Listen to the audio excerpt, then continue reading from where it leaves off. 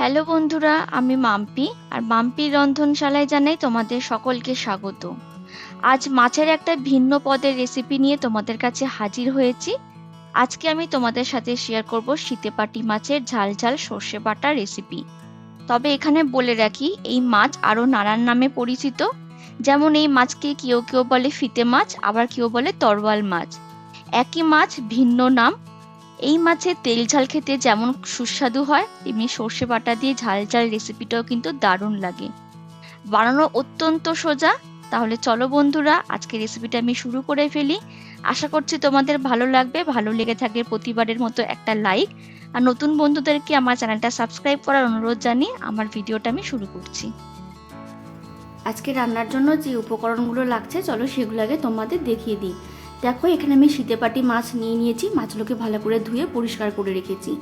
এখানে আছে নুন, হলুদ, সর্ষে, কালো জিরে, অনেকগুলো কাঁচা লঙ্কা আর আছে ধনেপাতা। আজকের এই রান্না করতে লাগবে সর্ষের তেল। তাহলে এই হচ্ছে আজকে রান্নার উপকরণ। রান্নাটা শুরু করার আগে প্রথমে যেটা করতে হবে সেটা হচ্ছে মাছগুলোকে খুব ভালো করে নুন হলুদ দিয়ে ম্যারিনেট করে নিতে হবে। তার জন্য সবকটা মাছ আমি একটা মিক্সিং বোলের মধ্যে নিয়ে নিয়েছি। তারপর এর মধ্যে দিয়ে দিলাম প্রয়োজন অনুযায়ী নুন, দিয়ে দিলাম হাফ চামচের মতো হলুদ গুঁড়ো। এবার হাত দিয়ে খুব ভালো করে মাছগুলোর গায়ে আমি নুন হলুদ মাখিয়ে নিচ্ছি, যেন প্রতিটা মাছের মধ্যে নুন হলুদ খুব ভালো করে মাখানো হয়। মাছ নুন হলুদ দিয়ে ম্যারিনেট করা হয়ে গেলে এবার এটা পাশে রেখে দিয়ে একটা মশলা তৈরি করে নেব। তার জন্য একটা মিক্সিং জার নিয়ে নিলাম আর তার মধ্যে দিয়ে দিচ্ছি সর্ষে।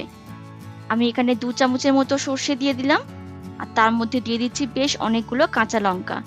তবে কাঁচা লঙ্কাটা নিজেদের ঝালের প্রয়োজন অনুযায়ী ব্যবহার করতে হবে। আর সব শেষে এর মধ্যে দিয়ে দিলাম সামান্য একটুখানি নুন। সর্ষে বাটার সময় যদি সামান্য একটুখানি নুন দিয়ে বাটা হয় তাহলে কিন্তু সর্ষে বাটাটা তেতো হওয়ার সম্ভাবনা অনেকটা কমে যায়। তারপর এর মধ্যে সামান্য একটুখানি জল দিয়ে এটার একটা স্মুথ পেস্ট তৈরি করে নেব। মশলা তৈরি হয়ে গেলে এবার আমি ওভেনের উপর একটা ফ্রাই প্যান বসিয়ে দিয়েছি। প্যানটা খুব ভালো করে গরম করে নিয়ে এখানে দিয়ে দিলাম সর্ষের তেল। তেলটা যখন খুব ভালোভাবে গরম হয়ে যাবে এবার খুন্তি দিয়ে এক একটা করে মাছ আমি তেলের মধ্যে দিয়ে ভেজে নেব। তোমরা তোমাদের সুবিধা অনুযায়ী ব্যাচ ওয়াইজ 3-4টে করে ভেজে নিতে পারো। যেহেতু আমি ফ্রাই প্যানের মধ্যে ভাজছি তাই একবারে কিন্তু আমি অনেক কটা মাছই ভেজে নিতে পারবো। 1.5-2 মিনিট সময় নিয়ে মাছের একটা পিঠ ভাজা হয়ে গেলে খুব আলতো হাতে মাছগুলোর অপর পিঠটাও একটু উল্টে পাল্টে নিয়ে 2 পিঠই ভালো করে ভেজে নেব।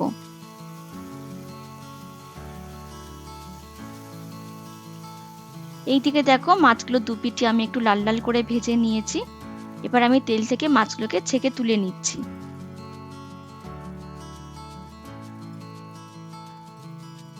প্রথম ব্যাচের সমস্ত মাছগুলো তেল থেকে তোলা হয়ে গেলে একই রকম ভাবে ওই তেলের মধ্যে বাকি মাছগুলোকেও আমি এপিট ওপিট করে লাল লাল করে ভেজে নেব।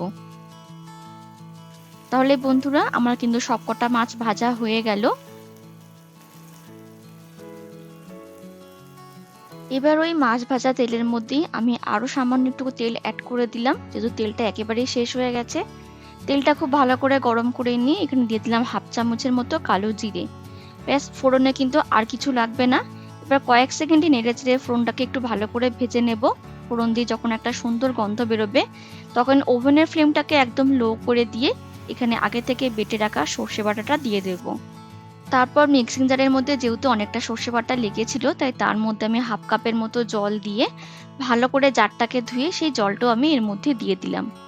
গ্যাসের ফ্লেমটা আমি লো করতে বললাম এই কারণে, সর্ষে বাটাটা কিন্তু দিলে সঙ্গে সঙ্গে কিন্তু গায়ে ছিটিয়ে পড়তে পারে, তাই জন্য গ্যাসের ফ্লেমটাকে একটু লো করে নিতে হবে। তারপর খুব ভালো করে নেড়ে চেড়ে একটু মিশিয়ে নিচ্ছি।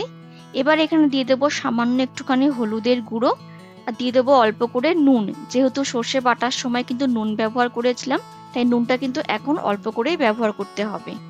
হলুদ গুঁড়ো আর নুনটা দিয়ে খুব ভালো করে সর্ষে বাটার সাথে একটু নেড়ে চেড়ে মিশিয়ে নিয়ে সর্ষে বাটাটাকে একটু ফুটতে দেব। দেখো, সর্ষে বাটার মধ্যে কিন্তু ফুট ধরেছে। এবার আমি এখানে দিয়ে দেবো আগে থেকে ভেজে রাখা মাছগুলো। সব কটা মাছ আমি একটা একটা করে আমি সর্ষে বাটার মধ্যে দিয়ে দিচ্ছি।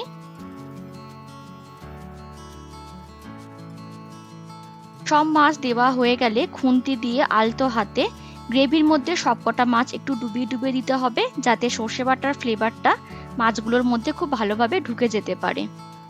গ্রেভির মধ্যে মাছগুলো ভালো করে সাজিয়ে দেওয়ার পর আমি ওপর দিয়ে দিলাম বেশ অনেকটা কুচানো ধনেপাতা, আর তার সঙ্গে দিয়ে দিলাম কয়েকটা চেরা কাঁচা লঙ্কা। ধনেপাতা আর কাঁচা লঙ্কাটা দিয়ে আমি 1 মিনিটের মতো ঢাকা খোলা অবস্থাতে একটু রান্না করে নেব।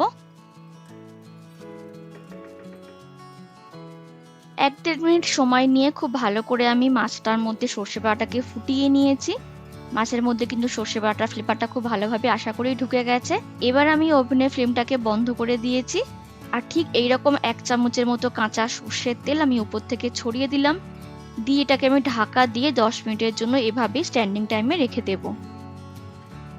তৈরি হয়ে গেল আমার আজকের রেসিপি শীতেপাটি মাছের ঝাল ঝাল সর্ষে বাটা রেসিপি। দেখে তোমরা নিশ্চয়ই বুঝতে পারলে একদমই অল্প উপকরণ আর অল্প সময়ের মধ্যে কিন্তু এই মাছের রেসিপিটা তৈরি করে ফেলা যায়। গরম গরম ভাতের সাথে এই শীতেপাটি মাছ বা ফিতে মাছ বা তরোয়াল মাছের এই পদটা কিন্তু দারুণ লাগে।